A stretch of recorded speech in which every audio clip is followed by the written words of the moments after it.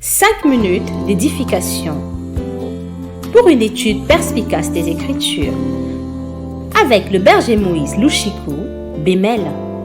Bonne méditation. C'est super. 5e moment. L'Éternel dit à Samuel: quand cesseras-tu de pleurer sur Saoul? Je l'ai rejeté afin qu'il ne règne plus sur Israël. Remplis ta corne d'huile et va. Je t'enverrai chez Isaïe Bethlémite, car j'ai vu parmi ses fils celui que je désire pour roi. Attention. Ici, pour que Jésus règne sur toute la terre, Jésus est né à Bethléem. Attention, on dit: où est le roi des Juifs qui vient de naître? Car nous avons vu son étoile depuis l'Orient et nous sommes venus pour l'adorer. Et Jésus a régné. Il a été élevé dans la gloire.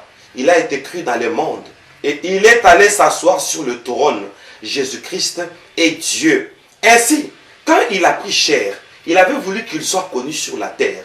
Et pour que le mage vienne pour bénir Jésus, toutes ces choses sont des choses prophétiques. Il y a certaines bénédictions qui nous échappent. Pourquoi? Parce que nous n'avons pas encore compris les mécanismes. Voici le mécanisme de la bénédiction ou de la délivrance. C'est que il faut naître à Bethléem.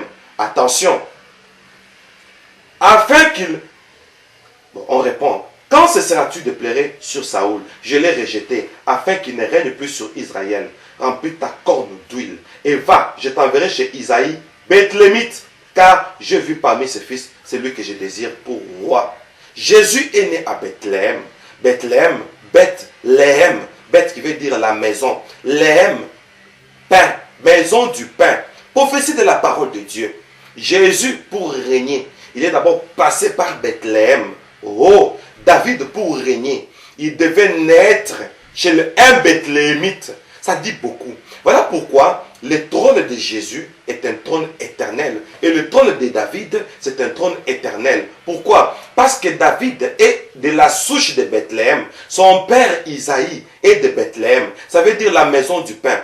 Une bénédiction qui provient de la parole de Dieu. La parole de Dieu qui est la bénédiction par excellence. Qu'est-ce que la parole de Dieu dit que tu es? Tu es ce que la parole de Dieu dit que tu es. Et tu le seras éternellement. Voilà pourquoi Jésus est de la souche de Bethléem. Oh, voilà pourquoi son trône est éternel. David est de la souche de Bethléem. Son père est un Bethléemite. Voilà pourquoi son trône est un trône éternel. Bethléem qui est la maison du pain. Oh, c'est lui qui est dans la parole de Dieu. Il sera tellement béni que cette bénédiction fera que David, quoi qu'il est mort, mais Jésus quand il est venu, Bartimée dit: Jésus, fils de David, aie pitié de moi. Mais David est déjà mort. Mais comment Jésus qui est Dieu peut-il devenir un fils d'un certain David? Parce que David est issu de Bethléem.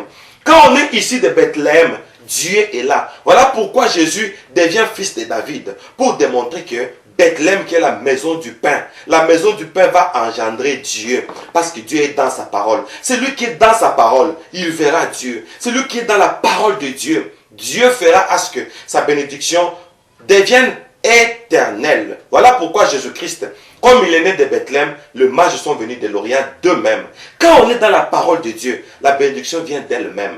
Quand on est dans la parole de Dieu, quand on est ici de Bethléem, la bénédiction va nous accompagner et nous chercher. Comme la Bible dit: j'ordonnerai à la bénédiction de t'accompagner. Voilà pourquoi David, quoi qu'il était dans la forêt, parce qu'il est de la souche de Bethléem, on l'a cherché.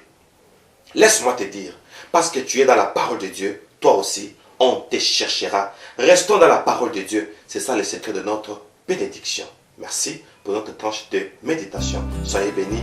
Bye bye.